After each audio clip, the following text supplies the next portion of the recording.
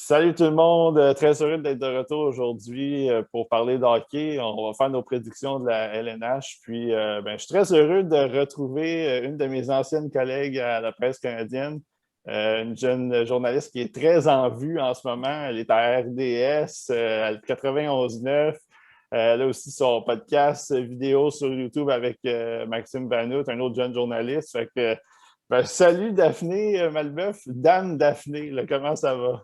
Oh mon Dieu, mais Simon, comme on se retrouve est là. Eh oui, je suis en vogue. Écoute, ça n'arrête plus. Mais non, mais Non, là, non, c'est mais vrai, blague. là. Ben, pas tant que ça, là, mais mettons-le gros comme tu le dis, comme ça va paraître big shot C'est sur ton ça. podcast. Mais très heureuse de te retrouver aujourd'hui. On est habitué de se vous voyer, fait que là, ça me fait bizarre de te tutoyer, mais là, je me disais, peut-être que les gens vont trouver que c'est bizarre qu'on se voit. Bref, sachez qu'à la presse canadienne, c'est une des premières choses que j'ai apprises à mon arrivée il y a près de, mon Dieu, quasiment 5 ans. On se vous voit. Et Ouais. chacun, c'est Monsieur Simon. Et moi, ben, vu que j'étais une dame, c'était Dame Daphné. Alors voilà, mais je suis tellement contente, Sim, qu'on se retrouve parce que ça fait pas si longtemps. Ben, mon Dieu, quasiment 1 an déjà. Ouais. Mais ça fait pas si longtemps, j'ai l'impression qu'on s'est quitté à la presse canadienne. Moi, j'ai continué mon petit bout de chemin en septembre à la presse quand j'ai quitté. Ça faisait quasiment 4 ans qu'on travaillait ensemble. Ouais. Puis ce que les gens ne savent pas, c'est que on était vraiment un duo. On travaillait tous les soirs, toutes les fins de Mhm. semaine, quasiment ensemble. C'était Simon, c'était mon partner. Puis je dois te dire, Simon, que je m'ennuie vraiment de tes envolées lyriques, tes pétages de coche fantastiques, tes flippages de table. Je m'ennuie de discuter de politique avec toi, Ouais. d'enjeux de société. On avait, tu sais, les gens pensent qu'on est juste dans le carcan du sport, mais détrompez-vous, la gang. On est plus que ça. Fait que, ben, je suis vraiment contente de te retrouver aujourd'hui. Merci de m'avoir invité sur ton podcast. Puis je suis vraiment fière de toi parce que ça fait longtemps que tu as ce Mhm. projet-là. Puis je suis contente que tu le concrétises, là. Merci, je t'envoie. Là, on va continuer à Hey, on se. va arrêter de À se- s'aimer, là, ça va être gênant.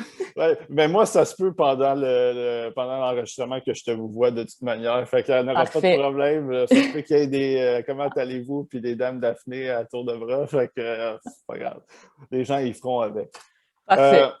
Aujourd'hui, c'est ça, dans le fond, on va faire nos prédictions de la Ligue LNH. Dans le fond, la première ronde, je sais qu'il y en a quelques-unes qui sont déjà commencées. Moi, j'ai déjà fait un bracket, fait qu'on ne peut pas m'accuser d'avoir triché. Je ne change pas mes choix.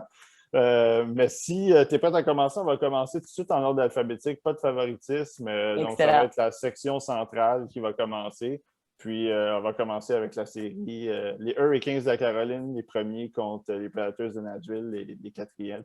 Je ne sais pas J'ai qu'est-ce que tu mis, penses. ouais, c'est ça. Moi, j'ai mis Hurricanes et là, j'ai biffé. Et là, il faut voir dans mon cahier, hein, j'ai biffé.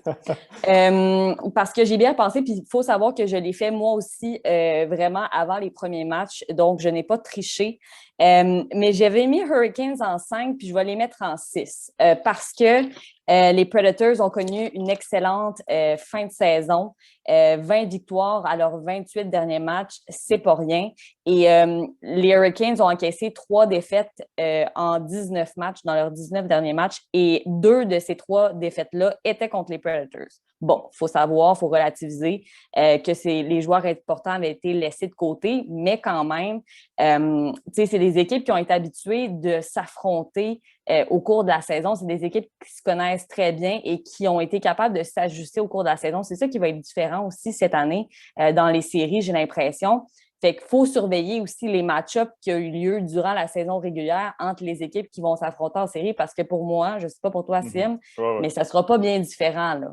Non, non, exactement. Moi aussi, j'ai mis les Hurricanes en 6. Puis je vais t'expliquer un peu pourquoi j'ai mis les Hurricanes en 6 parce que je pense que l'attaque, l'équipe au complet des Hurricanes, c'est une équipe, je pense, qui fonctionne en comité.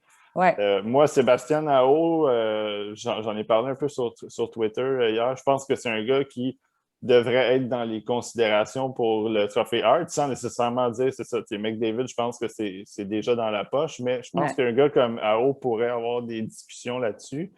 Mhm. Un gars comme Dougie Hamilton en défensive, qui je pense c'est le général, puis très sous-estimé cette défensive-là. Il y a Brett Pesci qui est là aussi. C'est des gars qui sont un peu inconnus, si on veut. Puis il ne faut pas Euh, oublier qu'ils ont terminé seulement à 2 points de l'Avalanche qui ont remporté exact. le trophée des présidents, là. Ouais, exactement. Puis moi, j'aime bien Rob Brindamour comme entraîneur-chef. Je trouve qu'il amène une touche parce que lui, c'était Mhm. un gars qui était intense sur la glace. Fait que je pense qu'il amène cette touche-là derrière le banc. Puis la raison pourquoi j'ai pas mis les Predators en 7 ou je leur ai pas donné l'avantage dans cette série-là, c'est que je trouve qu'ils ne scorent pas de but. Ça marque pas de but Ouais. dans cette équipe-là. C'est ça, puis les Hurricanes, tu sais, sont quand même, ils ont une jeune attaque assez rapide, merci, tu l'as dit, hein, je pense qu'il y a une grande qualité du travail, mais aussi du travail en équipe mené par Rob Brennamour, que moi, je trouve qui est un entraîneur exceptionnel. Mhm. Ils ont aussi une grande efficacité défensive, puis là aussi, où est-ce que ça joue, je pense, c'est l'avantage numérique. Une efficacité de 25,6 %, Mhm. donc on se retrouve au deuxième rang de la Ligue nationale et au troisième rang pour le nombre de buts marqués, aussi avec l'avantage d'un homme, 42 buts. C'est pas à négliger. Et les Predators, oui, sont forts en défense. Faut quand même comprendre qu'ils ont 58 buts d'alloués seulement. C'est 18 de moins que les Hurricanes.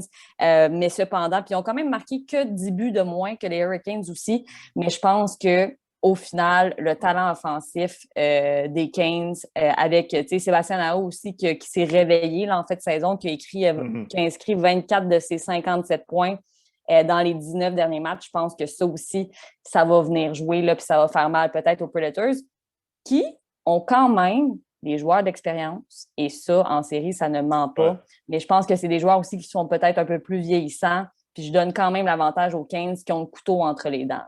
Ouais, puis peut-être que ça va, peut-être qu'il va y avoir aussi une petite différence devant le filet si jamais Mm-hmm. Mrazek ou Reimer ou Nedeljkovic, s'ils sont ordinaires, c'est peut-être là que les Preds peuvent gagner avec UC Saros. Mais sinon, ouais, j'aurais de la misère à croire que Ouais, c'est les ça. Preds vont gagner Mais ça. j'avais mis Hurricanes en 5, puis je me suis dit, tu sais, c'est ça, tu le dis avec Saros qui connaît, tu sais, il a 16 Ouais. victoires, une moyenne de buts alloués de 1,9 seulement dans les tops dans la Ligue nationale. On ne pensait pas ça la saison dernière, que ça allait, tu sais, qu'il allait remonter comme ça. Fait que je me dis, OK, ça va peut-être être un petit peu plus difficile que qu'en 5 matchs seulement, mais moi aussi, là, largement, je donne l'avantage aux Hurricanes. Ouais, ben, écoute, on va passer à l'autre série dans cette toute une série d'ailleurs, Ah, Panthers contre Lightning. On a eu un avant-goût ouh, hier soir, puis ouais, c'était une des meilleures games que j'ai vues de toute l'année, peu importe les ligues de hockey. Puis j'en ai vu des matchs, mais quel match de hockey hier. Puis je pense, on espère que ça va se rendre jusqu'au bout, puis assez loin là, dans cette série-là. puis, tu sais, ça me fait rire qu'on dise ça parce qu'il y a genre 2 ans seulement, qui aurait pensé on dirait ça d'une série Panthers Lightning, là. On s'entend, là. Ça me fait vraiment rire parce que j'écoutais attentivement le match, puis je me disais, ah ouais, hein, on est rendu là. Les Mhm. Panthers ont réussi à remonter la pente d'une façon que j'ignore, mais ça marche et ça fait des flamèches en maudit. Ça va être, je pense, une des séries que je vais le plus apprécier. J'ai mis Lightning en 6, mais j'irais peut-être même jusqu'au match numéro 7 là. Mais je vais tenir ma prédiction, garde, dans mon cahier, je n'ai pas barré. Fait que je vais dire Lightning en 6 parce que le Lightning étant le Lightning, on a vu de la façon que ça s'est passé dans les 4 dernières saisons, qui ont réussi finalement à Mhm. aller chercher cette Coupe cette année-là, la semaine dernière. Ben oui, évidemment, la semaine dernière. Quasiment. La saison dernière, mais tu sais, je pense qu'ils se sont aussi réservés peut-être un petit peu plus cette saison, qui ont réalisé que peut-être d'aller chercher la Coupe des présidents, c'est pas ça qui était le plus important, mais de se conserver pour les séries. Puis avec le retour de Nikita Kucherov puis de Stamkos, tu sais, Kucherov hier, là, il avait pas l'air d'un gars qui avait raté une saison écourtée, évidemment, là, mais il avait pas l'air d'un gars qui avait besoin d'aller jouer un match dans la Ligue américaine pour fin de conditionnement, on se le dire. Non. Puis Steven Stamkos, tu sais, ce gars-là a eu un impact juste avec le match qu'il avait joué la saison dernière en série. C'est un leader, c'est un gars qui va transporter son équipe sur ses épaules. 2 aides, 3 tirs au but dans le match numéro 1. Moi, ça me donne confiance pour la suite des choses. Puis, tu sais, Julien Brisebois a fait ce que Julien Brisebois sait faire le mieux, c'est-à-dire être un magicien. Je l'appelle comme ça, le magicien, parce qu'il réussit à aller chercher des gars qu'on pense que sont peut-être pas nécessaires, mais l'année passée, on a vu à quel point ajouter les gars qu'il avait ajoutés à la date limite des transactions, ça a été une des clés du succès du Lightning en série. Et là, d'aller ajouter David Savard à la date limite des transactions, pour moi, c'est un coup de génie. Ça vient consolider une défensive déjà bien garnie. Puis ce gars-là, c'est un guerrier. Hier, OK, -2, mais il met 4 mises en échec. Ouais. Ce gars-là, là, tu veux pas l'affronter en série, puis tu veux surtout pas qu'il soit avec le Lightning. Ouais. Ouais. Puis tu le dis, puis c'est un Québécois en plus. Mais, sauf que. Non, on va pas là-dessus. Mais moi, j'ai mis le Lightning en 7, puis je regardais les deux équipes hier, puis encore une fois, pendant que j'étais tout ébloui par le jeu que j'avais devant moi. Je regardais les Panthers, puis je l'ai dit sur Twitter, ça me faisait penser un peu aux Golden Knights de 2018. Beaucoup de joueurs qui ont comme été un peu laissés de côté, si tu veux, par leurs équipes. Tu sais, je pense à des Duclair, Wenberg qui s'est fait échanger, Hornqvist qui est arrivé. Tu sais, on imite le Nutivara, puis bon, c'est tous des Verhage. C'est tous des gars qui étaient dans une autre équipe l'année dernière, qui sont arrivés avec les Panthers, puis là, on dirait que tout a gelé. Tout fonctionne. Joël Kenvig est un entraîneur, un des meilleurs entraîneurs de la Ligue. On ne s'obstinera pas là-dessus. Puis, moi, je trouve que les deux clés, évidemment, c'est Jonathan Huberdeau puis Alexander Barkov. Huberdeau, puis les deux, là, Barkov, si les deux jouaient ailleurs, là, à New York, où ça serait des poster boys de la Ligue, là, c'est une équipe qui, je pense, est dangereuse et vite. Il leur manque Ekblad en plus de ça en défensive. Je pense que Bobrovski peut faire la job devant le filet. Mais la raison pourquoi j'ai mis le Lightning en 7, c'est, comme tu l'as mentionné aussi, retour de Kucherov qui était probablement prêt depuis déjà 2-3 semaines. Peut-être que c'était une question de cap salarial, puis on dit OK, prends ton temps. Puis Stamkos, le retour qui était blessé depuis le mois d'avril. Puis moi, Kucherov, en série, ce gars-là, c'est un gamer. Moi, j'adore les gamers en série. Si tu veux embarquer dans mes favoris rapidement, là, aie des présences convaincantes en série, puis marque des buts, puis des buts importants. Braden Point, c'en est un aussi. Ça va faire. Tu vas faire la job pour moi, tu vas monter dans mes favoris.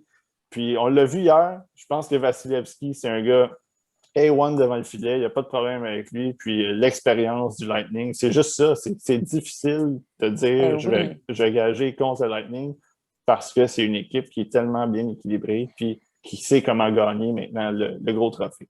J'avais écrit pour le Lightning, puis j'aime pas faire des anglicismes, là, j'aime mieux trouver des mots en français, mais ça, pour moi, c'est a bunch of clutch. C'est des joueurs qui savent justement marquer les buts importants, avoir des présences courtes mais efficaces. Tout est là, tout est dans la recette, mais tu le dis, les Panthers cette année, puis je pense que l'arrivée de Joel Kenville, on ne peut pas enlever ça. C'est un des meilleurs entraîneurs de la Ligue nationale. Il a fait de ce club-là. Comme tu l'as dit, oui, il y a Barkov et Huberdeau qui sont dangereux, mais je trouve qu'il y a aussi beaucoup de bons joueurs de soutien. Puis c'est ça qui vient améliorer ce club-là aussi. Puis tu sais, on a fait une bonne acquisition en Sam Bennett qui en donne beaucoup depuis son arrivée. Mackenzie Weegar qui est surprenant cette année. Mais la perte d'Aaron Ekblad, moi, je pense que c'est là que ça va jouer. Brandon Montour fait un excellent job, mais je pense que contre une attaque puissante comme le Lightning, ça va être extrêmement difficile de passer à travers ça, bien que pour moi, là, c'est une des séries qui va attirer le plus mon attention dans la première ronde, ça, c'est certain. De façon surprenante, d'ailleurs, parce qu'on parle des deux équipes de la Floride, on ne s'attendrait jamais à ça. On va passer à la section Est maintenant. Hier aussi, il y avait le premier match de Penguins et Islanders. Penguins premier, Islanders quatrième.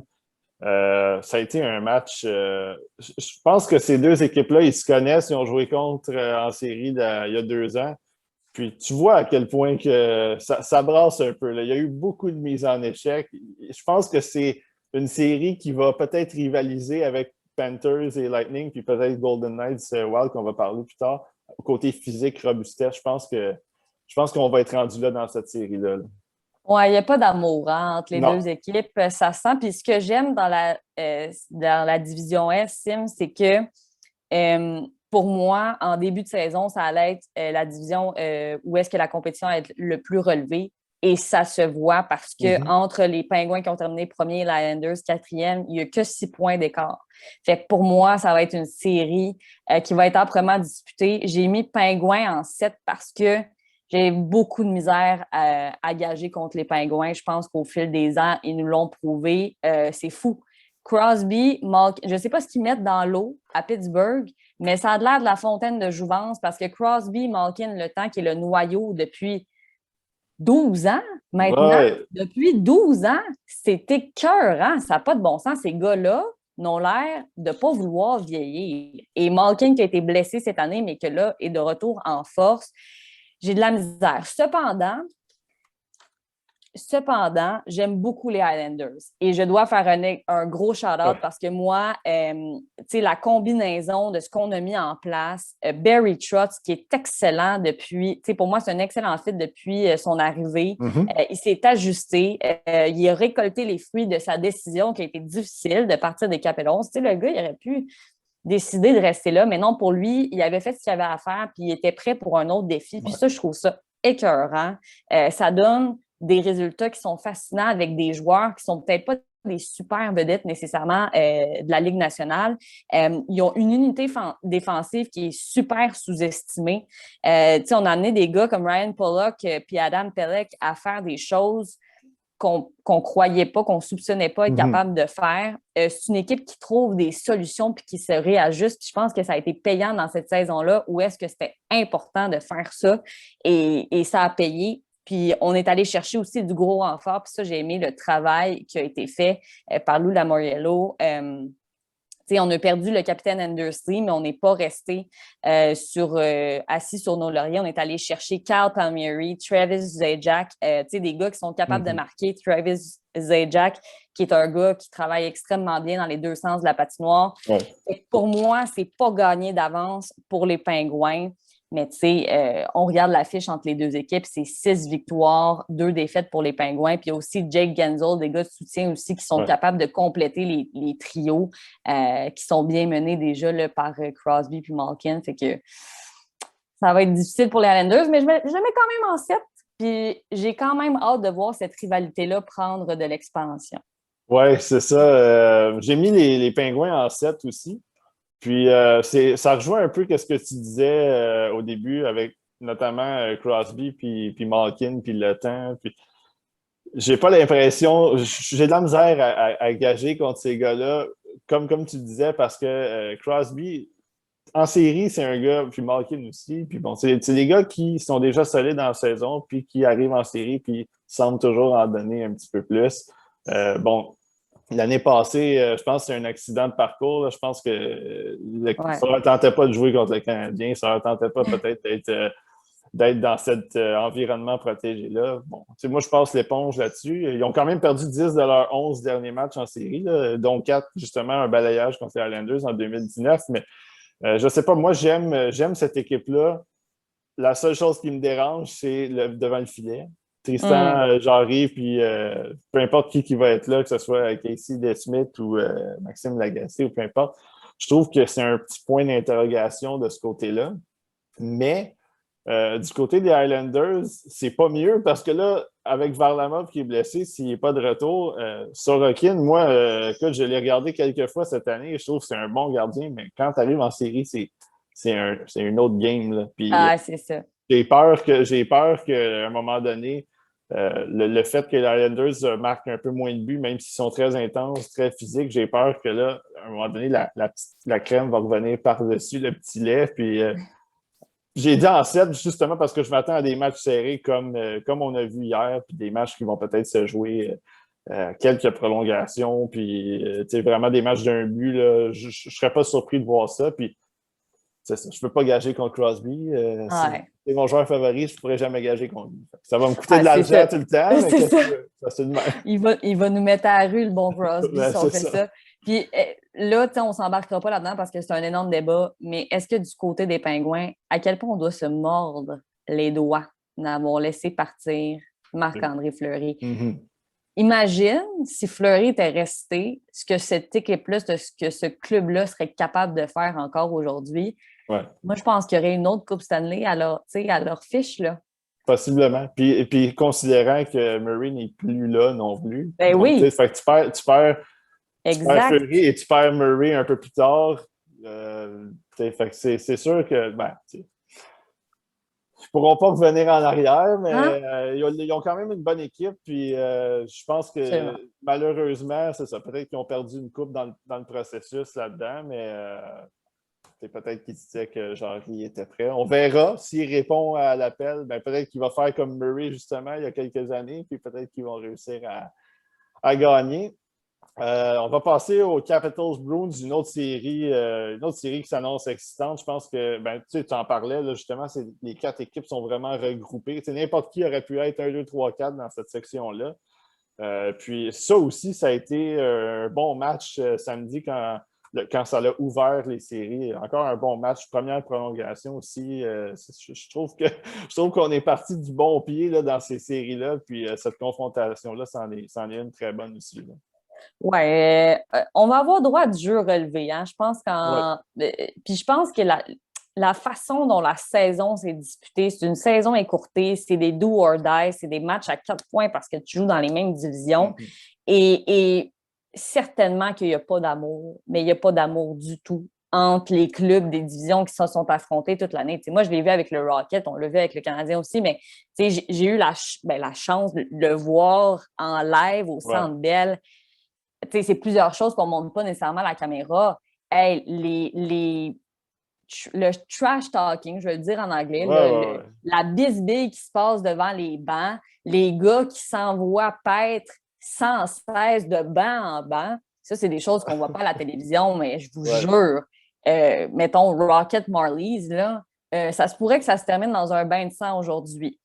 Brendan Gallagher, moi, je ferais attention si j'étais lui, je le ménagerais parce que, de un, les Marlies vont être en sacramouille de devoir affronter Carey Price, de un, soyons sérieux. De deux, il va avoir Brendan Gallagher pour leur faire mal devant le filet. Il y en avait déjà plein les bras avec Raphaël Harvey-Pinard. Là, on vient ajouter l'autre numéro 11. D'ailleurs, j'ai hâte de voir le numéro que Price et Gallagher vont porter parce que le 31 est occupé par Cayden Primo et le 11 par Raphaël Harvey-Pinard. Bref, je m'égare, mais tout ça pour dire qu'il n'y a pas d'amour entre les clubs cette année. Et je vais mettre les Bruins en 6 parce que pour moi, il y a beaucoup d'incertitudes au niveau des blessures, je pense, chez les Capitals. Là, on l'a vu devant le filet. On était déjà décimés parce que Ilya Samsonov n'était pas revenu. Là, dans le match, Vitek Vanecek se blesse. Donc, il nous reste qui? Il nous reste Craig Anderson qui a 39 ans. S'il vous plaît, si Craig Anderson est ton homme en série, ça va mal. Moi, je ferai confiance. Et là, disclaimer, je dois avouer que Zach Fucale est quelqu'un que je connais parce que j'ai travaillé avec lui. C'est un associé dans la compagnie d'un de mes amis et j'ai fait des podcasts avec lui. Ceci étant dit, moi, tant qu'à ce que Craig Anderson soit devant mon filet, je laisserai peut-être la chance à Zach Fucale et Phoenix Copley, qui sont les joueurs de réserve, qui sont peut-être les joueurs d'avenir. Dans les années, on parle pour parler, là, mais peut-être des espoirs qui sont intéressants et qui n'ont jamais obtenu leur chance ou la chance qu'ils méritaient parce que c'était engorgé devant eux. Peut-être que c'est leur chance de se faire valoir. Je pense à... Là, j'oublie son nom, c'est bien pour mal faire, mais le troisième gardien, là, le petit rouquin là, qui est avec le Canadien puis qui avait eu sa chance parce que, bon, j'ai complètement oublié Mike Condon. Voilà, Mike Condon. Après ça, il est allé jouer ailleurs. Il s'est promené un petit peu dans la Ligue nationale après parce qu'il a eu sa chance en raison de blessures. Fait que pour moi, Craig Anderson, s'il vous plaît, soyons sérieux. Mais les Capitals, c'est une machine. Moi, je l'appelle la machine à scorer. La machine à c'est ça, là. 188 buts cette saison. Alex Ovechkin, c'est son ADN. Tu as des gars comme Backstrom, TJ Oshie, Kuznetsov, mais tu as aussi un groupe de soutien qui pourrait être intéressant. Anthony Manta, je pense qu'il y a encore beaucoup de choses à prouver. Il y a encore aussi beaucoup de gaz dans le réservoir. Fait que j'ai hâte de voir si ces gars-là vont être capables de se lever. Mais j'ai encore un gros point d'interrogation sur est-ce que les gens sont en santé? Ovechkin est-il en santé? Il n'a pas semblé être le Ovechkin qui est habituellement. John Carlson, moi, je pense aussi qu'il n'est peut-être pas nécessairement tant en santé. Puis Sim, les Bruins, ne pas vendre la peau de l'ours avant de l'avoir tué. C'est une autre équipe contre qui j'avais dit avant la saison, c'était les Pingouins et les Bruins. Oui, c'est un club vieillissant. Oui, ils ont perdu leur capitaine. Mais tu as Patrice Bergeron qui peut très bien remplacer Zdeno Chara. Demain matin, les mains devant, les doigts dans les yeux. C'est un autre club contre lequel je ne veux jamais parier parce que ça aussi, je pense que ça va me mettre à la rue. Des gars qui, comme Patrice Bergeron, encore une fois, je ne sais pas s'il se passe de l'eau de Pittsburgh à Boston, mais ça aussi, la fontaine de jouvence, ça n'a pas de bon sens. Et tu sais, les Bruins, c'est du jeu solide, c'est du jeu soutenu, c'est du gros jeu de série. C'est dans leur ADN, c'est comme ça qu'ils sont faits. C'est une équipe prête à la base pour des longues séries. C'est des guerriers. Puis je pense que qu'est-ce qui les avantage? C'est l'éclosion de Taylor Hall. C'était tellement un gros point d'interrogation lorsqu'on l'a amené à Boston. Puis moi, je me disais, je pense qu'avec un club comme ça, avec des vétérans comme ça, ce gars-là va retrouver le plaisir à jouer. Et c'est exactement ce qui est en train de se passer pour Taylor Hall. Il retrouve son dynamisme. C'est un bon soutien au trio de Bergeron qui est excellent. 8 buts, 14 points en 16 matchs. Moi, pour vrai, je pense que les Bruins sont équipés pour veiller tard. Ouais. Moi, j'ai mis les Bruins en 7. Puis, je te rejoins beaucoup là-dessus. Puis moi, je vais juste regarder la formation des deux équipes, comment elle est découpée. Premier trio excellent des deux côtés. Deuxième trio, très bon soutien offensif, défensif. Tu as Krejci d'un bord, Kuznetsov de l'autre. Tu as un troisième trio qui est capable de faire le travail dans les deux. Tu as des grinders, tu as des gars qui sont tannants. Tu descends, tu vas en défensive. Tu as un groupe de défenseurs qui il y en a qui sont un peu plus jeunes. McAvoy, disons, avec Boston. Lauzon, qu'on a vu qui a été... C'était une vraie bête. Il y a quelques coups de Sherwood là, à Ovechkin.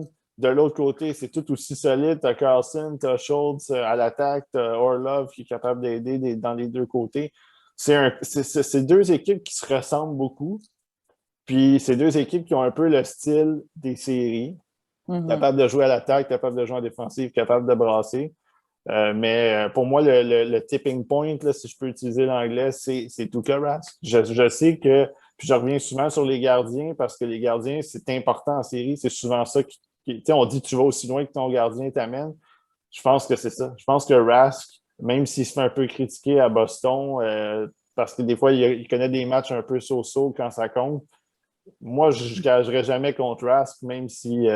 puis j'ai été déçu l'année passée qu'il quitte la bulle. Il y avait des choses à régler, puis c'est correct pour lui, mais je pense que les Bruins auraient pu faire un meilleur bout de chemin que ça avec lui devant le filet, contrairement à Lac, qui est, selon moi, capable de faire la job, mais pas au niveau de Rask. Donc, je pense que ça va jouer là, puis je pense que les Bruins vont gagner en 7, juste à cause de ça. Des matchs serrés, mais je pense que la différence va être avec Rask.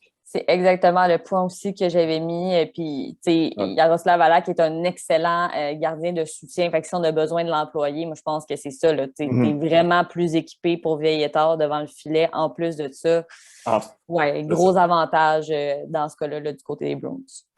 Là, on va passer à la section nord. La section qu'on attend. On pourrait faire 4 heures là-dessus.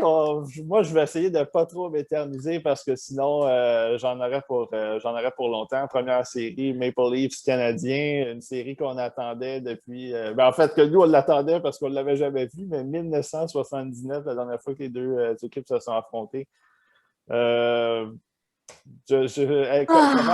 on commence ça là, avec le Canadien? On en aurait Mon Dieu! On commençait avec un soupir d'abord. Puis là, je vais enlever mon chapeau de journaliste 2 secondes. Oui. J'en parlais avec mon père récemment, puis tu sais, c'est pas grâce à mon père, mais beaucoup en partie parce que c'est lui qui m'a initié au hockey quand j'avais, mon Dieu, 1 an et demi, 2 ans. Là, du plus loin que je me souvienne, je regardais les games de hockey avec mon père. Et je disais que je trouvais ça dommage, et là, je le mets en très grand guillemets, mais de ne pas être la partisane Daphné que j'étais peut-être à l'adolescence. Là, c'était vraiment, tu le sais, Simon, on en a parlé longtemps, mais comme moi, c'était vraiment intense là, à ce moment-là, mon amour du hockey et surtout du Canadien, évidemment. Et je suis comme un peu déçue de ne pas vivre cet engouement-là parce que j'ai couvert, et là, je me sens encore entre très grands guillemets parce que j'ai pas eu la chance d'assister au match parce que c'était restreint au niveau des accès là, sur la galerie de presse. Mais dans le cadre de mon travail au 91.9, j'ai suivi ce club-là attentivement. Je faisais partie des Zooms. Je voulais comprendre ce qui se passait, même si on n'avait pas accès au vestiaire. Et j'ai juste comme ce découragement-là. Puis je me dis, j'aimerais ça être la Daphné de 15 ans qui aurait donc été contente de sortir le drapeau puis de mettre après, hey, on avait 4 drapeaux, un différent pour chacune des fenêtres. C'était intense. Je suis déçue de ne pas être cette Daphné-là parce que, on va se le dire, Canadien Maple Leafs, c'est rêvé. Ça soulève des passions. Ça m'aurait fait frétiller. Genre, je pense que j'en aurais pas dormi la nuit avant le match. Mais Daphné, bon, étant journaliste et devant, je dois maintenant mettre ma cape d'impartialité journalistique, voilà. C'est quand même une série qui va susciter énormément d'intérêt, puis je pense aussi beaucoup d'émotions, beaucoup de passion. Ceci étant dit, j'aurais aimé que ce soit dans le contexte, et là, je dis ça pour les partisans, parce que moi, ça ne change absolument rien. J'aurais aimé que ce soit dans le contexte où le Canadien était l'équipe qui était en début de saison, parce que ça aurait été cœur. Là, tu sais, je veux bien, là, Simon, que ce soit un scénario complètement différent en séries éliminatoires, et blablabla, et blablabla, tout peut arriver. Je veux bien, là. Mais il y a toujours bien une limite. Pour moi, tu sais, quand tu rentres à genoux sur les rotules dans une série comme le Canadien s'apprête à faire, les chances sont très minces que tu sortes de là, la tête bien haute et bien coiffée. Là. On va se le dire, là, le Canadien, ça va être difficile. Pour moi, la seule constance du Canadien cette année, ça a été l'inconstance. Et pour moi, un club qui arrive en série avec aucune confiance, qu'on ne sait même pas qui est-ce qu'on va faire jouer, qu'on spécule encore à 2 jours de ça, de est-ce que Caulfield et Kotkaniemi, qui est notre choix premier ronde, troisième choix au total, est-ce qu'il va jouer ou non dans cette série cruciale et si importante? Ça fait mal. Ça fait très, très mal. Pour moi, cette équipe-là a un manque d'identité. Tu sais, quand on a sorti, on dirait, les petits cancers là, qu'on appelait là, du côté du Canadien, qu'on disait qu'on allait arriver avec une attitude renouvelée. Oui, exact. Pour moi, depuis ce temps-là, on n'a pas d'identité. Il y a un manque flagrant de caractère, un manque flagrant de, je vais le dire en anglais, mais de grit. Tu sais, les gars qui ont été enragés cette saison quand ça allait mal, c'était les gars des Jake Evans, des Corey Perry, des Joel Edmondson qui se sont fâchés contre les Jets quand ça allait très mal. Et pour moi, ça, c'est dangereux parce que c'est les gars qui viennent d'arriver dans ton club. Toi, là, un Joe Drouin, malheureusement, qui n'est plus là, que ça a été peut-être trop de pression, un Phil Danault, que ça fait des années que tu connais des saisons de misère, des saisons où est-ce qu'on t'attendait, une saison où est-ce que tu as surpris tout le monde, mais que tu n'as pas réussi à faire les séries par quelques points. Hey, elle est où ton agressivité? Moi, je me servirais de ça, de la douleur ou du stress que tu as vécu, de la pression sur tes épaules des dernières années, puis je mettrais ça, je transposerais ça sur la glace, mais pour une raison que j'ignore, le Canadien n'est pas capable de faire ça. Puis ça, en série, ça fait mal. Fait que pour moi, j'ai mis les Maple Leafs en 5 matchs. Pour moi, ça va être expéditif. Il y a plein de gens, puis je comprends très bien, qui disent non, mais le Canadien va ressortir l'émotion, nanana. Puis, le retour d'un Brendan Gallagher, ça ne fera pas de tort. Là. Sincèrement, ça ne fera pas de tort. Il va arriver là comme un guerrier, le couteau entre les dents. Je n'ai aucun doute par rapport à ça. Mais je vais garder ma prédiction. Peut-être que j'aurais pu les mettre Maple Leafs en 6, mais je vais garder en 5 parce que pour moi, les Maple Leafs, ça fait tellement longtemps qu'on attend ce moment-là où est-ce qu'on va pouvoir passer la première ronde des Exact. séries. On est prêt. On a fait des grosses acquisitions qui ont été payantes. On est allé chercher non seulement de l'expérience, mais du talent. Qu'une défensive qu'on croyait beaucoup plus mauvaise que ça nous a prouvé au cours de la saison que ça allait être correct. Puis on a le choix aussi devant le filet. On n'a peut-être pas notre gardien numéro 1. On a un Jack Campbell qui fait bien. Mais moi, dans la Ligue américaine, j'ai vu les gars qui se bousculaient devant le filet, des Hutchinson, des Joseph Wall, qui sont capables de faire le travail. Le Joseph Wall, là, qui a fait 60 arrêts contre le Rocket il y a 2 semaines de ça, je pense que c'est un gars qui pourrait être prêt pour la Ligue nationale. Fait que ça va être difficile. Sim, j'aimerais ça t'entendre. Là, mon Dieu, j'ai l'impression que j'ai parlé sans bon sens. Tu as une excellente écoute, mais pour moi, ça soulève des passions. Puis comme je te dis, si j'enlève ma cape d'impartialité, je trouve ça pour le partisan tellement, tellement, tellement, tellement décevant. Sim, qu'est-ce qui s'est passé? Qu'est-ce qui s'est passé? Tu regardes la feuille, tu regardes l'alignement du Canadien, c'est incroyable. Tu as du choix, tu as de la profondeur, tu as tout. Qu'est-ce qui manque? Ah oui, c'est ça. C'est un manque flagrant de caractère. C'est ça qui manque. Écoute, je pense que tu as comme expliqué pas mal tous les problèmes et ce qui va être bon pour les Maple Leafs, c'est tout le problème du Canadien.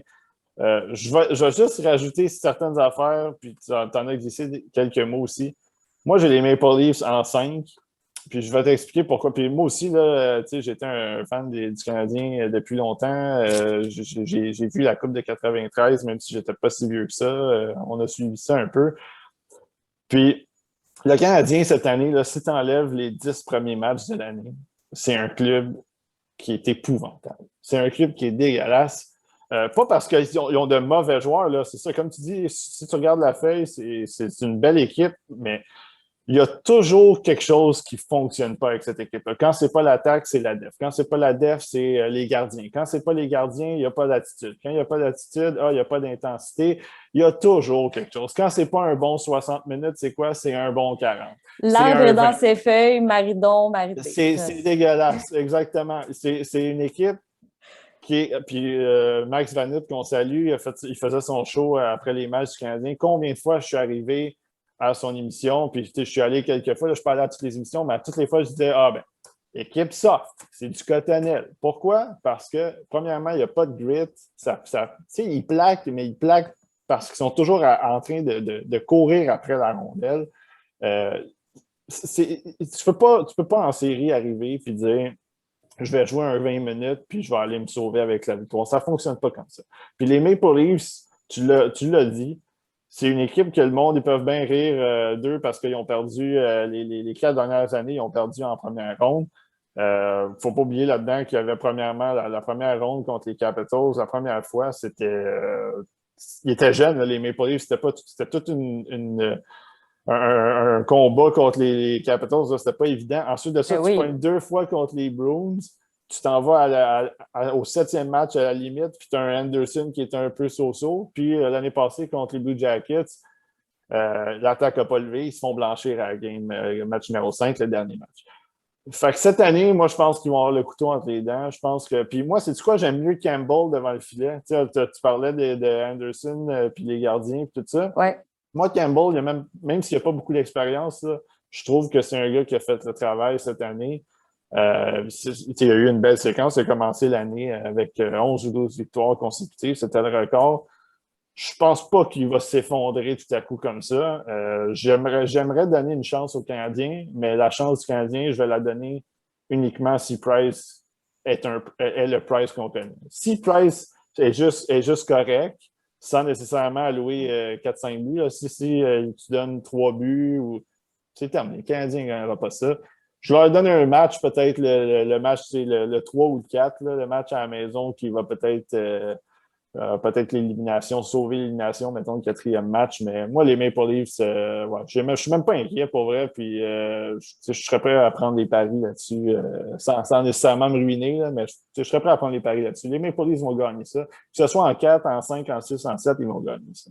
Moi, tu sais quoi, je les ai même, là, je ne sais pas si on allait si loin dans nos prédictions. Moi, j'ai fait toutes mes prédictions jusqu'à la fin, moi aussi. Moi, je mets les Maple Leafs en finale, là. Moi, pour moi, les Il y en Maple a. Leafs vont se rendre dans ce... Pour moi, tu l'as dit, là, un Jack Campbell, on l'a prouvé dans les dernières années avec des Jordan Binnington qui n'étaient pas d'expérience, mais qui étaient... Il y en a là, des histoires comme ça qu'un gardien va être capable de soulever son club et ce, tout au long des séries. Regardez ce que Patrick Roy a fait en 86. Dans l'histoire récente du Canadien, Yaroslav Halak, ce n'était pas un gardien qu'on attendait nécessairement puis qui nous a donné le printemps Halak en 2010. Pour moi, tu le dis, des gars comme ça, puis des gars aussi qui ont faim. Des Joseph Woll, des Hutchinson qui attendent leur chance aussi depuis un sacré bout. Si Jack Campbell a besoin d'un soir de repos, c'est des gars qui vont avoir aussi le couteau entre les dents. Pour moi, là, il y a un net avantage devant le filet. Pour moi, Carey Price, moi, je m'étais dit, c'est sûr qu'ils ne le feront pas jouer avant les séries. Ils vont attendre les séries et c'est exactement ce qui est arrivé. Par contre, de ce que Martin Leclerc disait, Carey Price s'attendait à jouer peut-être les 2 derniers matchs. Fait que là, est-ce qu'il est vraiment à 100%? Il était prêt, peut-être. Hein? C'est ça. Est-ce qu'il est... Ben, je pense qu'il était prêt. Puis finalement, il y a eu un petit recul dans sa progression. Et là, on veut l'envoyer. Puis, tu sais, c'est sûr que ça a été son choix de jouer avec le Rocket qui va être ce soir, mardi. Lundi, en fait, excusez-moi, on est lundi. Puis... je pense que peut-être que lui, il en a besoin. Là. Je pense pas qu'il a accepté ça de gaieté de cœur pour aller jouer un match. Là. Je pense que lui aussi sent qu'il a besoin de ça. Et pour moi, il n'est peut-être pas à 100%, peut-être pas le Carey Price tout feu, tout flamme qu'on a besoin non plus devant le filet. Exact. Mais Simon, je suis tellement contente parce que tu as sorti mon expression, je pense, préférée de ton vocabulaire et Dieu sait que tu en as quand même plusieurs à ta fiche. Mais le cotonnelle, le petit cotonnelle. Le petit cotonnelle, c'est doux. Genre, j'adorais tellement ça quand tu disais ça au bureau, ça me faisait rire, mais c'est tellement ça. C'est du cotonnelle, c'est doux, c'est soft. Oui, exactement. Les gens qui me connaissent, qui jouent au hockey avec moi, tout ça, ils savent que je suis quand même. Je suis pas le plus gros, là. Je fais 170 livres, là, mais sauf que j'aime ça quand ça brasse un peu, je mesure 6 pieds. Fait que, des fois, ça compense. Oui. Puis on en a parlé souvent. Nous, on aime ça, des gars qui mettent leur cœur puis leur âme sur la glace. On est deux personnes que nos joueurs préférés, c'est des gars comme ça. Je pense que moi aussi, mettons, quand je jouais à Ringuette, je n'étais pas la fille qui avait le plus de talent, mais je travaillais fort en maudit. Puis mon cœur, il était sur la glace à tous les matchs. Puis ça a fait la différence. Ça a fait en sorte que j'ai été capable de me tailler une place dans l'équipe aux Jeux du Québec quand, pour de vrai, j'ai commencé à Ringuette à 10 ans. Là, tout le monde avait commencé à 4 ans dans le club. C'est ça aussi. C'est comme, tu n'es pas obligé d'être le plus gros. Tu sais, Gallagher est un excellent exemple. Tu n'es pas obligé d'être le plus gros, le plus fort, puis que tu marques les buts les plus spectaculaires. Mais amène-toi devant le but, puis je vais me casser la mâchoire, mais je vais te regarder, je vais te faire un beau sourire avec du beau rouge à lèvres couleur de mon sang. Moi, c'est ça qui me fait soulever les passions. Puis ça manque de ça, malheureusement, chez les Canadiens. Exact. Puis je vais terminer là-dessus. Je salue mon ami Chris aussi, qui c'est un fan des Maple Leafs. Je vais être content d'apprendre qu'on est avec les Leafs. Mais je vais terminer le débat sur cette série-là avec ce que je dis tout le temps. Puis ça revient un peu à Gallagher. Puis je l'ai dit à Max Vanut. Une bonne douche chaude, une bonne nuit de sommeil, un gars qui crash le net. C'est ce que j'ai besoin dans la vie. Puis Gallagher, c'est ce prototype de joueur-là. Est-ce qu'il va faire la différence? Peut-être que oui, mais ça ne sera pas assez. On va passer maintenant aux Oilers et aux Jets. La série la plus, on s'en fout de toutes les séries. Tu passes du Canadien Maple Leafs à une série où est-ce qu'on dit. Puis c'est tellement dommage parce que moi, j'ai pris quelques petites notes sur cette série-là. Puis sérieusement, l'affaire qui me faisait que je revenais tout le temps, c'était comment ça que Connor McDavid va jouer dans cette série-là? Puis on n'a pas d'intérêt pour cette série-là. Eh oui. Ça n'a pas de sens. Moi, j'en reviens pas. Les Jets, c'est une équipe, on dirait, qui arrive là, puis que on dirait qu'ils vont être là pour faire. Je ne sais pas qu'ils vont gagner ou qu'ils vont perdre, mais on dirait qu'ils sont là, puis ils sont là par défaut parce que les autres clubs étaient mauvais. Puis, comme le Canadien, quasiment. Mais bref, je ne sais pas comment ça se fait que je n'ai pas d'intérêt pour cette série-là autant que les autres. Et tu dis, j'écris beaucoup moins de lignes que Canadien Maple Leafs, puis que toutes les autres séries aussi réunies. Tu sais, je ne veux pas dire que ça va être facile pour les Oilers, mais moi, je vois mal comment les Jets peuvent s'en sortir. J'ai mis Oilers en 6 parce que c'est le McDavid Show cette année, puis tu le dis, je ne sais même pas pourquoi, à quel point les matchs vont être présentés, je ne le sais même pas parce que c'est McDavid, il est excellent cette année. C'est spectaculaire. C'est spectaculaire ce que ce gars-là réussit à mettre sur la glace soir après soir. Mais c'est vraiment la série qui va retenir le moins mon attention parce que je ne m'attends pas à ce que les Jets soient tout feu, tout flamme. Pour moi, les Oilers aussi ont beaucoup de choses à prouver, comme les Maple Leafs, mais je ne pense pas non plus qu'on s'attend à une série qui va être rocambolesque. Je pense que pour les Oilers, ça va être OK, on se préserve peut-être un peu, on en donne peut-être juste assez pour gagner puis passer au prochain tour, puis ça va être au prochain tour que là, on va sortir les gros éléments. Les Oilers sont allés chercher un gars comme Dimitri Kulikov en défensive, puis ça les a les a beaucoup aidés. T'épaules bien un Leon Draisaitl puis un McDavid qui sont un duo, on va se le dire. Là. C'est Batman et Robin. Là. Puis je trouve que ce qui avantage les Oilers aussi cette saison, c'est que je pense que McDavid grandit beaucoup à travers son rôle de capitaine, son rôle de leader. Puis je pense que c'est ça qui a manqué aux Oilers. Je pense que les Oilers aussi, dans les dernières années, on les attendait tellement parce que tu avais un Draisaitl puis un McDavid, mais ça manquait de grit, ça manquait d'attitude, ça manquait de couteau entre les dents, d'un petit peu méchant, là, de méchanceté. Puis je pense qu'on est allé peut-être chercher ça un peu plus cette saison-ci. Ce qui me fait peut-être avoir des interrogations, puis là, je pense pas que ça va être contre les Jets, mais peut-être plus tard, ça va leur faire mal. Est-ce que Mike Smith va être capable d'afficher une constance devant le filet parce qu'il n'a pas été à la hauteur dans les séries, surtout dans la dernière saison. Ça a été décevant. Fait qu'est-ce qu'on va être capable... c'est sûr que je pense qu'on va être capable de passer à travers les Jets, mais après ça, ça va peut-être se compliquer. Les Jets, où est-ce qu'elle est l'équipe qui a accueilli Pierre-Luc Dubois, qui allait tellement bien, puis ça a crashé? Est-ce que c'est la fin de Paul Maurice à Winnipeg? Je pense que oui. J'ai de la misère à le comprendre parce qu'au début de l'année, il était tellement encensé par ses joueurs puis tout. Puis là, je sais pas, il y a quelque chose, la chaîne a débarqué, rien ne va plus. Tu sais, Hellebuyck qui a eu aussi beaucoup de difficultés en fin de saison, de la misère à arrêter un ballon de plage presque. Puis c'est un gars que, je veux dire, c'était le meilleur gardien de la division Nord au début de la saison. Là. Est-ce que lui aussi traîne une blessure peut-être? Je ne sais pas, mais tu sais, cette fin amorphe-là, c'est sûr que ça va leur faire mal. Là. Ah ouais, vraiment. Puis moi, ce que je pense qu'il peut. Moi aussi, j'ai mis les Oilers en 6, puis je pense que ce qui peut faire la différence pour les Jets, c'est s'ils commencent à brasser, puis à rentrer McDavid, à rentrer dans le skin, dans la peau des McDavid, des Draisaitl. Si tu les sors un peu de leur match, parce que sinon, tu sais, ces gars-là vont. On l'a vu, McDavid puis Draisaitl en fin de saison, là, c'était du 2, 3, 4 points par match. Il était dans une course pour atteindre les 100 points, puis il avait comme 85 points, puis il restait 6-7 parties, puis il se claque une quinzaine de points. Tu sais.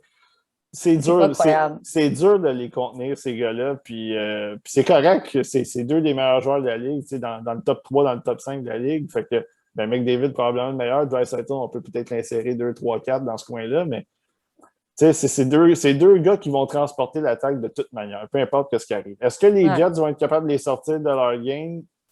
Je pense que c'est là que ça va jouer. Puis peut-être devant le filet, parce qu'à l'époque, c'est le gagnant du Vézina. Il gagne le Vézina, puis là, l'année d'après, c'est des saisons très ordinaires. Ils se battaient avec la rondelle. On l'a vu même contre le Canadien quelques fois. Ils se battaient avec la rondelle, donnaient des savons, comme j'appelle. Je trouve que c'est pas le Hellebuyck qu'on a vu l'année passée. Puis tu regardes Mike Smith, Mike Smith, est-ce que j'ai plus confiance en Mike Smith? Je sais pas, mais au moins cette année, il était bon cette année. Il m'a montré. Oui, puis il a connu des bonnes séquences aussi, des longues séquences victorieuses. Fait que peut-être que c'est ça. Peut-être que ça s'est ajusté. Puis tu le dis très bien, je pense que là où les Jets peuvent peut-être gagner, ils sont gros. C'est des gros bonhommes qui frappent.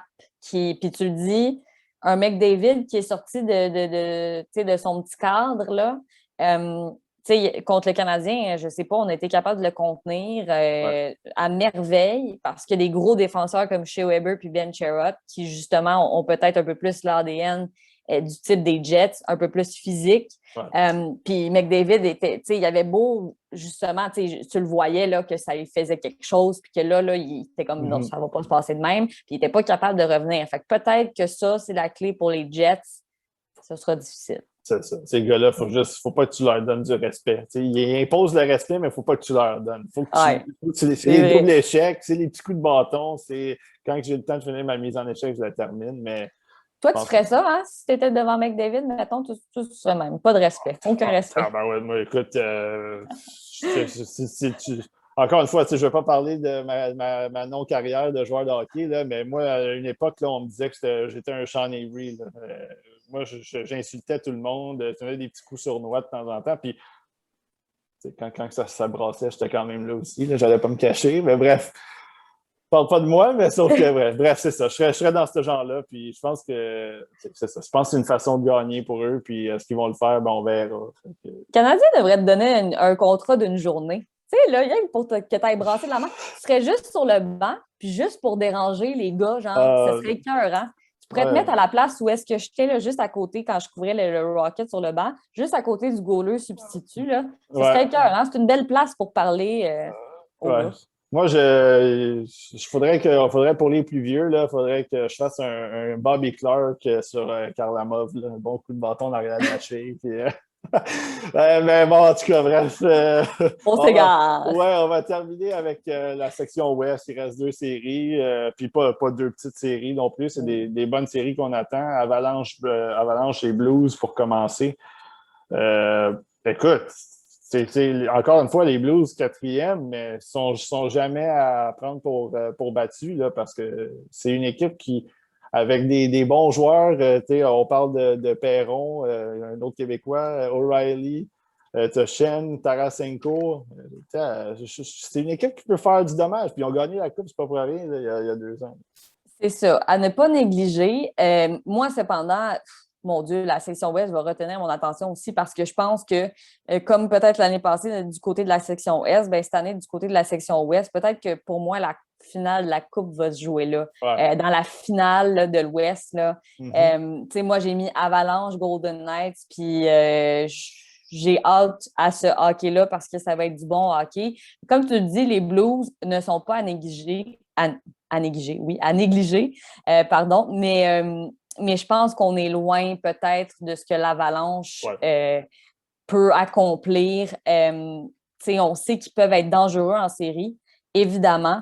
Ils ont des gars, David Perron, un autre aussi qui boit dans la fontaine de Jouvence. Seigneur, ce gars-là qui s'est promené dans la Ligue nationale, mais qui a toujours réussi à tirer son épingle du jeu, qui a connu une excellente saison. Cette année, il est rendu quoi, à 34, 35 ans? Il est 30. Ouais, dans ce coin-là. 33, 34, en tout cas. J'ai pas mon hockey des bides ouvert, là, mais David Perron. Il y a à peu près notre âge, à peu près mon âge, mettons 33 là, dans ce coin-là. Exact. Fait que, pour moi, que ce gars-là soit encore capable de connaître des saisons comme il a connu, quand peut-être on lui prévoyait pas ça, il y a peut-être de ça, même 3-4 ans encore. Je trouve ça exceptionnel. Là, cependant, beaucoup d'absents en raison d'une peut-être éclosion de COVID. David Perron n'est pas certain pour le match de ce soir. Les défenseurs Nathan Walker puis Jake Wallman aussi sont sur la touche. On soupçonne peut-être des faux positifs dans leur cas, mais ça va être à voir parce que là, ça fait quand même 2 jours qu'ils testent positif là, à la COVID. Fait que pour les Blues, de commencer un petit peu sans ces joueurs-là qui ont quand même l'importance, ça va être quelque chose. Par contre, est-ce que ça pourrait être un avantage de jouer peut-être avec moins de pression sur les épaules parce qu'on attend l'Avalanche assez fort? Je ne pense pas qu'on va réussir à surprendre l'Avalanche, mais ça pourrait causer des soucis. Fait que moi, j'ai mis l'Avalanche en 6. Ça ne sera pas si facile que ça. Mais Sim, l'Avalanche. Sincèrement, moi, en début de saison, je les mettais gagnants de la Coupe Stanley. Je pense que je les mets encore... Ben, en fait, pas je pense. Je les mets encore gagnants de la Coupe Stanley.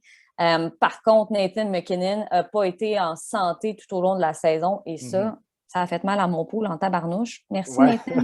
Merci.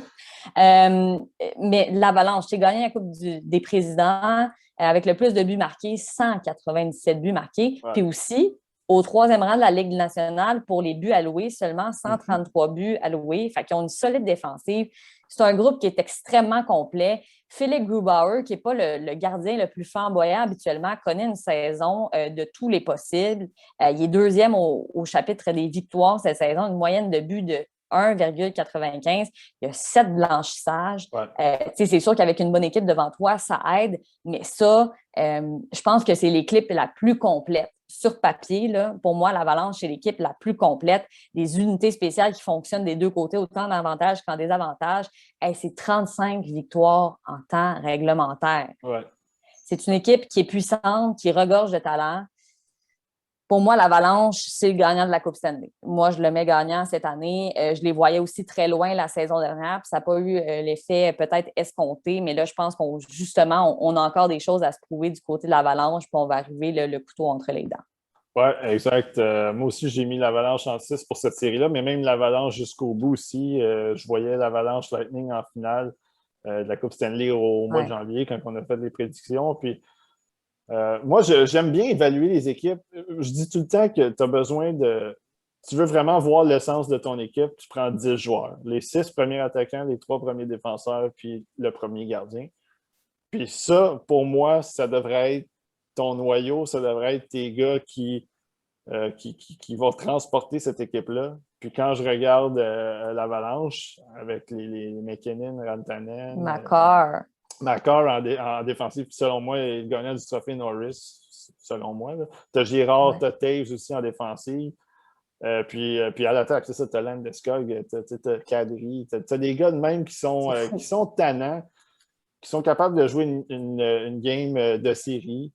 McKinnon, c'est ça, on parlait de Draisaitl tantôt qui était peut-être 2, 3, 4. McKinnon, il est là. Il est dans le top 2, dans le top 3, peu importe où on veut le mettre. Là. Puis tu vois, pour moi, McKinnon, puis j'ai eu cette discussion-là aux 3 étoiles, puis mon Dieu, qui a tellement fait sursauter Maker et un peu hurler. Et j'avais gagné le trio à cette époque-là. C'était Martin Lemay qui jugeait. Et pour moi, je prends Nathan McKinnon avant Connor McDavid. Là, je sais, là, il connaît une saison de tous les succès. C'est un petit peu bizarre à dire, mais pour moi, Nathan McKinnon est un joueur extrêmement complet dans les deux sens de la patinoire. Ouais. Puis c'est un gars qui a énormément de grit, de méchant. Il est mean quand il veut.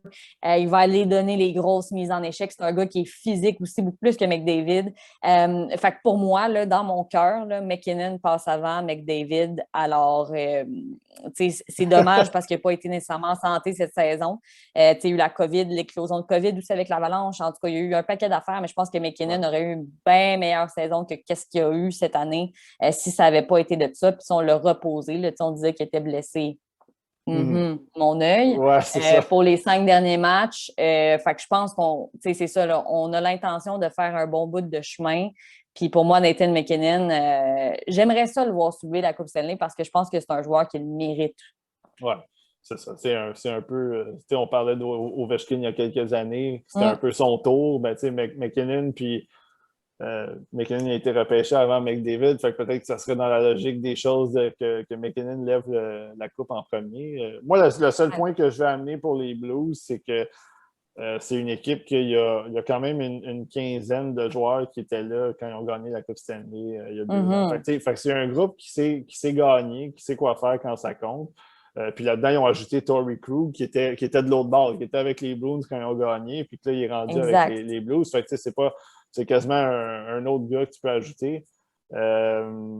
Mais c'est ça, je pense juste l'Avalanche, il y a trop de profondeur. Puis c'est ça, c'est pas un désaveu envers les Blues parce que je pense que les Blues ont une bonne équipe et ils ont bien fini la saison, mais malheureusement pour eux, c'est dur de gager contre l'Avalanche en ce moment parce que c'est ça. C'est une équipe qui est tellement bien construite. Puis même Grubauer, je me surprends à placer Grubauer parmi les meilleurs gardiens parce qu'on a l'impression que c'est à cause de l'Avalanche qui est dans les tops, mais j'ai regardé plusieurs matchs de l'Avalanche cette année, puis je trouvais que il faisait la job vraiment bien. Il n'était pas juste là parce que. Fait que je pense que ça va être. Ça va être ça, l'Avalanche va gagner. Et là, je ne veux pas sembler laver mon linge sale Excuse-moi, Simon, j'ai eu un délai. Je t'ai coupé. Je ne veux pas sembler Non, laver mon linge sale devant tout le monde aujourd'hui, mais sachez que cette année, j'ai décidé, et la pire, non, là, je ne veux pas dire ça. Non, mais non, je ne vais pas dire ça. Je ne vais pas dire la pire erreur de ma vie, mais écoutez, la pandémie pour les couples, ça a été difficile et mon conjoint et moi, on a décidé de se mettre en équipe dans le pool de hockey. Moi, qui est journaliste sportive et qui suit les activités de la Ligue nationale à proprement dit, Simon et moi, d'habitude, on est en team dans le pool. Et là, vu que je n'étais plus à la presse canadienne cette année, bon, je n'ai pas fait partie de ce pool-là. Et Simon et moi, on a une tactique, mais c'est très réfléchi, le repêchage. Simon nous dresse un tableau Excel. On évalue en fait, OK, le gars, il a fait tant de points dans les 2 dernières saisons, va-t-il être plus au-dessus de ça ou en deçà ou va garder cette moyenne-là? C'est quelque chose de, c'est scientifique, là, notre repêchage de poule. Là, hein? Il y a du travail mis derrière ça. on gagne Bref, pas, mais c'est pas grave. non, mais c'est parce qu'on repêche tout le temps, loin, là. Faut pas oublier ça. Bref, cette année, j'ai décidé de faire le pool avec mon conjoint. Pour faire une histoire courte, j'ai fait mes devoirs comme je pensais les faire avec Simon la journée même, mais en tout cas, j'avais déjà fait mes prédictions pour la saison, fait que ça allait. Et là, à chacune de mes décisions, mon conjoint tu sais, il était tout le temps en train de me second-guesser. Et c'est très énervant pour le repêchage. Et là, en plus, on a rajouté une difficulté parce que le gars qui est parti notre pool, lui, c'est un gardien dans la vie. Fait qu'il a décidé qu'on avait 3 gardiens cette année. Mais là, ça compliquait la chose. Parce que cette année, les gardiens aussi, tu pensais que ça allait être pas, tu sais, comme 60-40, peut-être un peu plus, ou 70-30. En tout cas, c'était bien compliqué parce que quand tu repêches, nous, on repêchait 3e, ce qui était excellent. Mais c'est parce que quand tu refais le serpent, ouais, exact. si tu ne repêches pas un gardien tout de suite, et ça va faire mal. Puis les défenseurs, la même chose. Quand tu as 3 gardiens à repêcher, c'était pas facile. Fait que, bref, on avait pris Philippe Grubauer et, et mon conjoint l'a largué en pleine saison. Il m'a dit là, il n'est pas bon, non, non, non. Puis il l'a largué sans m'en parler. Sans m'en parler. Alors, j'aimerais juste dire, Patrick, si tu nous écoutes, quel niaisage! Philippe Grubauer a connu une excellente saison. Bref, c'est tout ce que j'avais à dire. On s'est égaré, mais ça, je pense que ça valait la peine pour l'anecdote parce que Grubauer a connu une saison au-delà des attentes, vraiment. Ça a fait du bien à l'Avalanche parce que, ça a fait en sorte que c'est une équipe qui a été complète, mais de A à Z. Vraiment. Et voilà, je lave mon linge sale en famille. Ça vaut toujours la peine de s'égarer pour trancher quelqu'un. Vous me connaissez, là. Je savais que tu allais aimer cette histoire-là, surtout que c'était pour le pool. Tu sais comment je prends ça à cœur. Ben oui, exactement. Puis, on termine ça à tout seigneur, tout honneur, là, les Golden Knights de Vegas, puis le Wild du Minnesota. Puis, on a déjà eu un bel aperçu de ce que ça allait donner dans cette série-là hier. Moi, sérieusement, je suis surpris du Wild. Pas parce que je pense que c'est une mauvaise équipe, mais juste parce que je pense que les Golden Knights sont tellement bons. Puis la manière que Talbot a gardé les buts hier, ça a été assez sensationnel. De l'autre côté aussi, Fleury a été extraordinaire aussi, mais que Talbot réussisse un blanchissage de la sorte pour amorcer la série, ça m'a vraiment surpris. Puis j'ai hâte de voir ce qui va arriver pour la suite là, de cette série-là. Ouais, ben c'est ça. Puis j'avais fait au début, c'est ça. Moi, je me suis vraiment fiée, je me suis pas fiée au premier match, là, je me suis vraiment fiée avant ça. Ouais. Et bien que je mets les Golden Knights après ça en finale de l'Ouest, ben ça sera pas facile parce que le Wild, en fait, de un, on les voyait pas venir, on les voyait pas arriver comme ils sont arrivés cette saison. Puis on attendait, je pense, aussi la baisse de régime qui n'est pas vraiment venue. Fait que pour moi, j'ai mis les Golden Knights en 7, bien qu'ils ont une équipe, une excellente équipe. Je pense que aussi l'avantage va devant le filet parce que tu as Marc-André Fleury, mais tu as aussi Robin Lehner qui est capable de faire le travail. Ça, c'est un excellent avantage pour les Golden Knights. Puis ça l'a été depuis la saison 1 là, des Golden Knights. Fait que pour moi, c'est une équipe qui a beaucoup de talent offensif aussi. Puis je pense que c'est un talent offensif qui est assez diversifié. Puis c'est là que vont être le casse-tête et les mots de tête pour le Wild, d'après moi. Tu sais, tu as Mark Stone qui est un excellent leader pour cette équipe-là et qui complète à merveille un Max Pacioretty, tu sais, tu as un Jonathan Marchessault aussi qui a eu peut-être une éclosion un peu plus tardive, un éveil un peu plus tardif que ce à quoi on s'attendait, mais c'est quand même 7 buts, 13 points en ces 10 derniers matchs. Moi, commencer les séries comme ça, Jonathan Marchessault, là, quand ça fonctionne au toast. Ça y va au toast. Ouais. Fait que je pense qu'il va être capable d'être là à plein régime, pardon. Puis je pense que c'est un club aussi, c'est un peu à l'image des Hurricanes, c'est un club qui travaille très bien en équipe. Mais le Wild aussi est une équipe qui travaille très bien en équipe. Le dossier aussi du Wild contre les Knights en saison régulière, ça a été 5 victoires et seulement 3 défaites. Ouais. Fait que peut-être que c'est ça. Pour moi, ça va être plus compliqué que ce à quoi on s'attendait, peut-être du côté des Golden Knights. Puis, tu sais, tu as des gars qui ont surpris un Kirill Kaprizov, qui est pour moi le gagnant du Calder cette année. Meilleur marqueur de l'équipe, tu sais, c'est 27 buts, 50. Tu sais, c'est énorme, là. C'est énorme ce qu'on a été capable de faire du côté du Wild, mais peut-être que le talent est moindre devant le filet. Mais là, avec le match d'hier, tout est possible. Si Cam Talbot décide de sortir un as de son jeu, peut-être que les Golden Knights ne réussiront pas à s'en sortir, mais je pense que ça va être en 7. Je ne sais pas ce que tu en penses, ça. Moi, j'ai mis les Golden Knights en 6, mais c'est pas un petit 6. C'est pas un 6 mettons, Golden Knights mène 3-1, 3-0 dans la série. Là, tu as le Wild qui vient en voler une ou deux, puis les Golden Knights se réveillent puis ils terminent ça. C'est vraiment un 6 très, très partagé. Là. Je pense que les Golden Knights, tu l'as mentionné, c'est une équipe qui est bien bâtie, avec de l'attaque, excellente défensive, mais ils sont capables de jouer physique aussi, les Golden Knights. C'est ce que j'aime. En série, j'aime toujours ça, une équipe qui est capable de jouer physique parce que tu sais que l'émotion va augmenter, tu sais qu'il va y avoir un peu d'intensité, puis tu sais, Reeves... Ils l'ont prouvé. Ouais, vas-y. Ben oui, non, mais ils l'ont prouvé depuis la saison 1 que c'est une équipe de série. Exact. C'est une équipe de série. C'est ça. Puis, tu sais, Reeves, c'est une des meilleures pièces de la Ligue. T'as Nosek qui est là aussi avec Carrier, avec Cole Sar, avec Nate, là, tous des gars c'est des gars qui sont pas si hot que ça à l'attaque. Tu te dis, ouais, c'est comment ça, ils sont dans l'équipe, mais ils sont dans l'équipe parce qu'ils sont tannants. Tu sais, c'est des gars qui brassent un peu.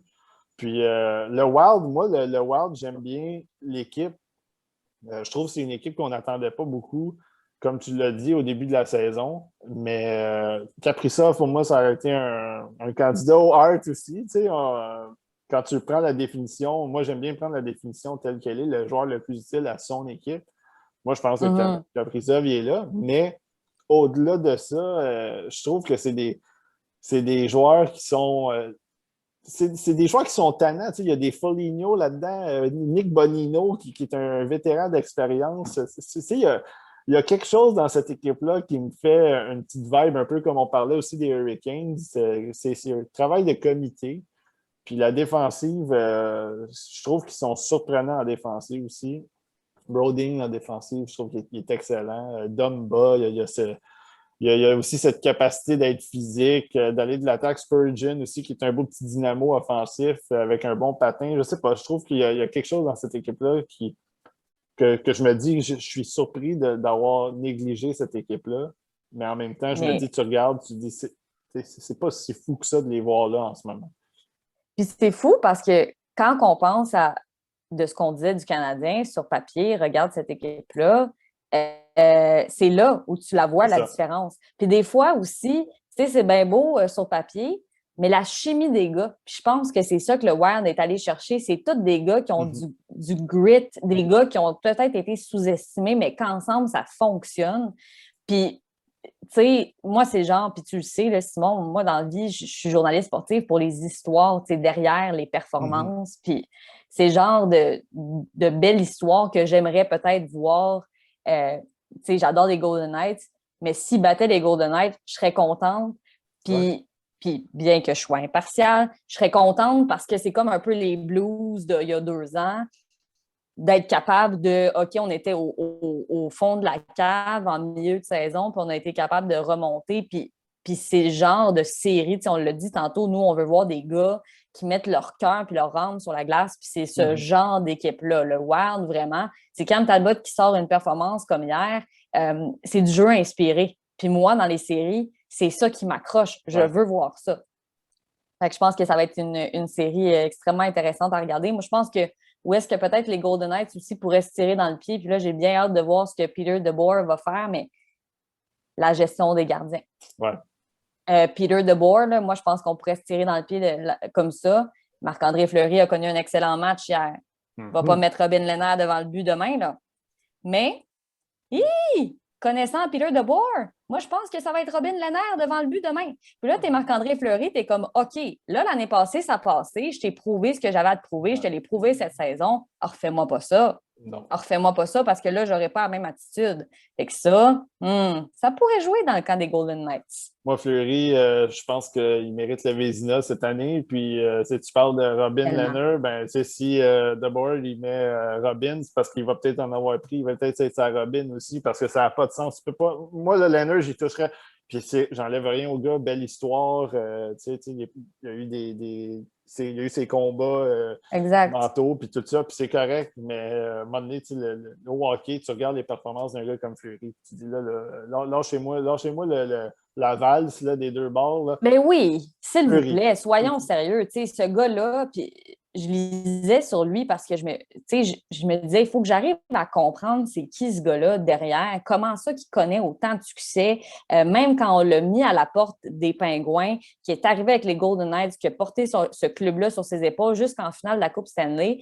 Et de ce que je lisais de ses entraîneurs dans le junior, puis il y a eu un entraîneur que moi, j'aime beaucoup particulièrement, Pascal Vincent, que je trouve qu'il a une mentalité exceptionnelle au hockey. Puis ce qu'il disait, c'est ce qui fait le succès de Marc-André Fleury année après année, c'est de la façon dont il aborde l'adversité.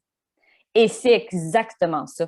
L'année passée, là, Fleury a fait face et ce gars-là, il est tellement bon. Puis ce qu'il a vécu en série l'année passée, de se faire tasser du revers de la main parce que M. DeBoer venait de débarquer puis que lui, son gardien, c'est Robin Lehner, ça devait être extrêmement difficile à gérer. Et ce qu'on entend aussi de tous les coéquipiers de Marc-André Fleury, c'est que tu veux l'avoir, tu veux être l'adjoint de ce gars-là parce que c'est un gars en or, c'est un leader. Mais vraiment, je trouvais ça intéressant de dire, c'est vraiment de la façon dont il aborde l'adversité. Pour lui, c'est amène-en des défis, amène-en. Puis plus tu en amènes, plus je vais être content. Fait que je pense que c'est vraiment ça qui fait son succès. Mais là, sérieux, mon Dieu, je m'enfarge dans mes mots. Je suis trop énervée. Mais soyons sérieux, s'il vous plaît, M. DeBoer. Non, c'est Marc-André Fleury, puis c'était une défaite hier. Il n'y a pas une défaite devant le but, là. Pour moi, ça s'est vraiment pas passé là. Puis j'espère, puis c'est ça. Moi, je pense que c'est là qu'on pourrait se tirer dans le pied, là, du côté des Golden Knights, c'est de la façon dont on va gérer nos gardiens. Ça peut changer la dynamique assez rapidement. Oui, ça sera à surveiller, mais en tout cas, on va voir. Mais moi, c'est ça, comme tu dis, Fleury, all the way, selon moi. Peu importe victoire, défaite, c'est jusqu'au bout, jusqu'à ce que mort s'en suive pour les Golden Knights. Puis là, je suis curieuse, tu disais que tu voyais, pour toi, ça allait être en finale. Moi, je suis curieuse de voir c'était quoi ton bracket en finale. Oui, en fait, j'avais le Lightning puis l'Avalanche en finale. Je sais que j'avais les Bruins d'un bord et Toronto de l'autre. Moi aussi. Sauf que là, on pourra pas, on peut pas s'avancer. On fait notre bracket à long terme, mais on ne peut pas s'avancer selon ce qui va arriver. S'il y a des éliminations quelconques, peut-être que c'est le Canadien là, qui va se rendre. Non, c'est ça, mais je suis juste curieuse. Moi aussi, j'ai mis Leafs, Bruins, Lightning, Avalanche. Bon. Et j'ai mis en finale, ce sera Avalanche qui va l'avoir emporté en 7 et les Leafs qui vont l'avoir emporté en 7 aussi. Et ce sera Avalanche qui va gagner en 6 pour moi, la finale de la Coupe Stanley. Mais j'ai vraiment hâte de voir. Puis, Crème, Sim, on dirait qu'on s'est quasiment appelé avant de faire nos prédictions parce qu'on était quand même pas mal d'accord à une game près là, dans chacune des séries. Là. Ouais, il y avait quelques séries. Je suis en train d'essayer de remonter ma liste, là. Puis ouais, c'était assez. On était assez pile-poil sur certaines séries. Ben, ça sera. Ça veut dire qu'on est très. On a fait nos devoirs puis on est très bon. C'est Ben, ça qui arrive. je suis contente de savoir ça. Ça me fait comme un petit velours parce que, tu sais, non, mais parce que, tu sais, je t'estime quand même beaucoup. Tu as été mon collègue durant 4 ans.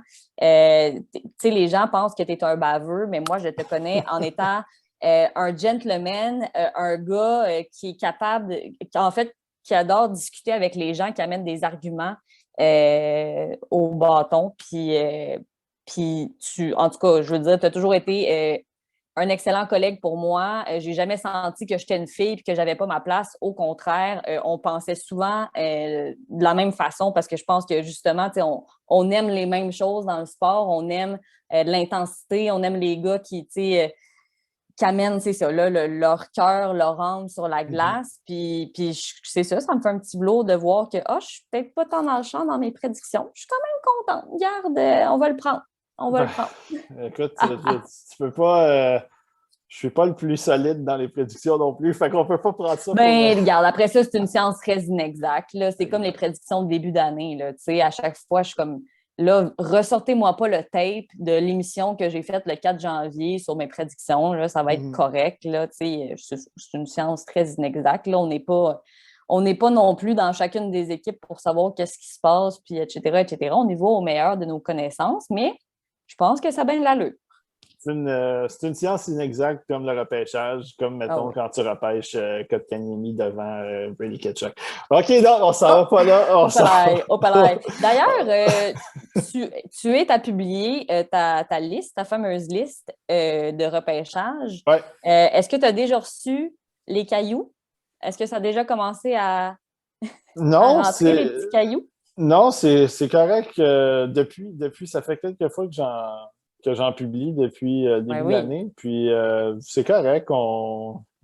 Tu sais, Tu manges pas trop les roches, là, la non, pierre. moi, à toutes les fois, c'est quand, tu sais, comme tu l'as dit, si tu as un désaccord puis tu me dis pourquoi, moi, j'ai pas de problème avec ça. Si je sais que tu sais, ce que tu amènes, tu as fait tes devoirs, puis c'est Mhm. sûr, parce que tu peux me dire tel joueur est moins bon que tel joueur, j'ai pas de problème avec ça. Mais tu sais, moi, si les joueurs, je les ai vus 30 fois chaque, tu sais, il va C'est falloir, ça, c'est tu sais, parce que fais les juste me gens. dire Ben non, c'est pourquoi, parce ça. que moi, je les ai vus, Puis, là.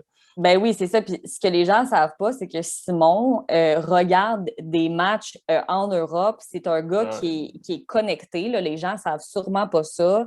Mais moi, pour avoir travaillé avec toi, je le sais. Puis à chaque fois qu'on se parlait du repêchage, je te disais toujours, mais moi, Sim, je ne peux pas faire ça parce que tu sais, je vais être honnête, j'ai d'autres choses, j'ai Bon. d'autres chats à fouetter, puis j'ai pas le temps de me concentrer là-dessus. Mais toi, c'est vraiment ton beat. Toi, les gars, le junior, mais même pas juste, tu sais, tu te limites pas à la GMQ. Toi, c'est vraiment ton Non. dada, puis c'est ça que tu regardes. Puis, tu sais, j'ai de la misère à. Tu sais, moi, je peux pas amener des arguments sur la table parce que justement, je les ai pas assez vus jouer. Tu sais, j'en ai vu quelques flashs, des highlights, mais ça reste ça, là. Fait Mais que toi, sauf que, c'est vraiment ton domaine. Puis, tu sais, je pense que c'est ça. Je pense que justement, tu as tes arguments, mais en même temps, tu es préparé, tu les as vus. Puis après ça, ça reste une question de feeling. Puis aussi, qu'est-ce que toi ouais, t'aimes, là. Tu sais, c'est pour ça qu'il y a exact. plusieurs recruteurs au sein d'une équipe de recrutement parce que des fois, ben, on n'aime pas les mêmes critères ou tu sais, on a des Mhm. opinions différentes puis de la volonté comme nous, nos préférences sont différentes aussi, là. Exact. Ben, de toute façon, j'ai des petits projets qui s'en viennent concernant ça. Fait que ça sera, Oh!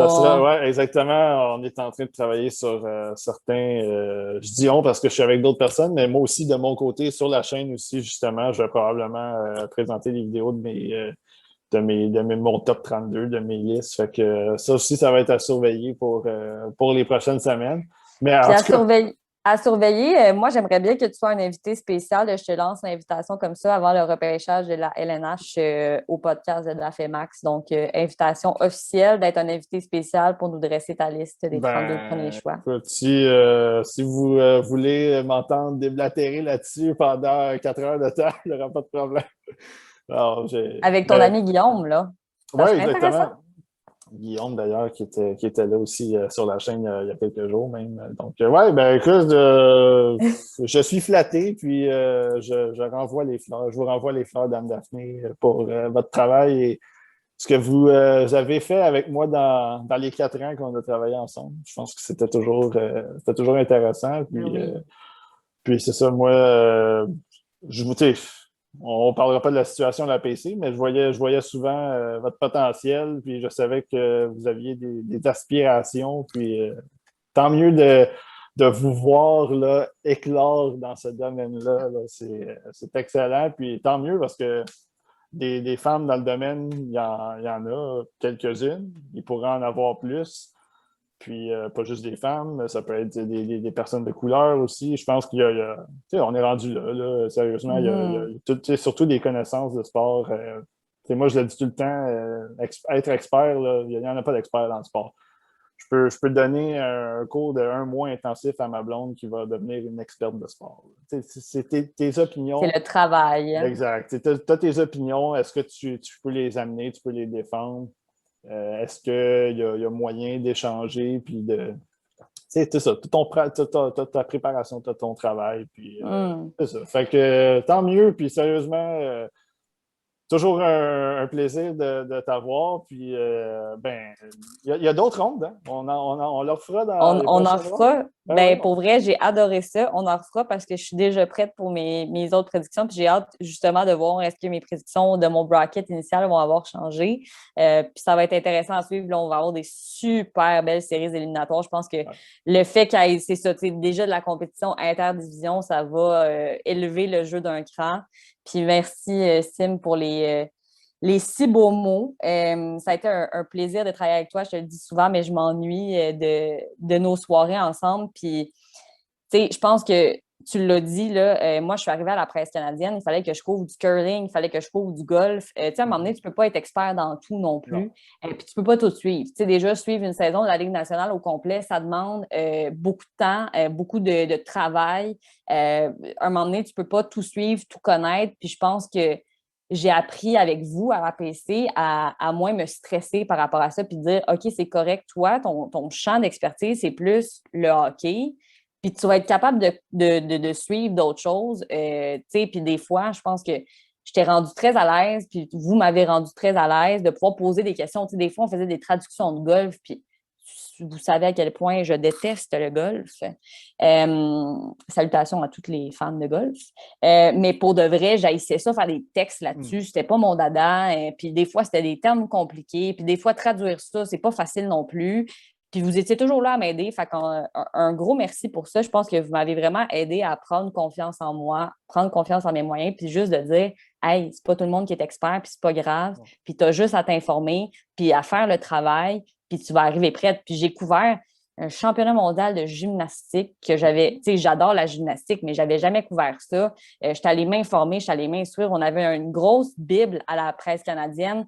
C'était genre le guide illustré des sports. Puis c'est comme, je me faisais des photocopies de tout ça, j'étudiais ça. J'allais voir des entraîneurs j'avais parlé à un entraîneur de gymnastique. Bref, fait que tout le monde à la maison, là, pour de vrai, si vous voulez être journaliste sportif ou que ce soit dans n'importe quel autre domaine, c'est pour vrai le travail qui va vous amener un peu plus loin.